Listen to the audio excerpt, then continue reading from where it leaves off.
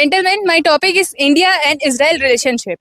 So, India has developed relationship with many countries. One such country include Israel.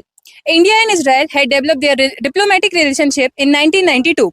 Coming to the history of this relationship, in 1949, India was not the supporter of Israel. India was not in the favor of Israel.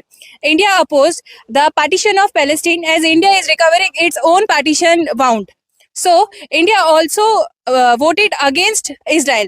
But in 1950s, India was the only first country which has voted for the Israel to be a separate nation. So now coming to the relationship of India and Israel in defense and security cooperation. So it play one of the pillar role in defense and security cooperation. Israel has become one of the India's largest supplier in defense system. It includes advanced missile defense system, radar, and also drones.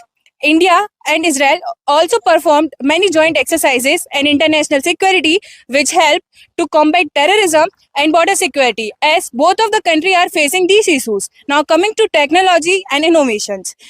In Israel and India relationship has played a crucial role in technology and innovation. India as one of the India is a country which faces water security. Israel's modern irrigation technology has helped India in agriculture sector by providing its technology.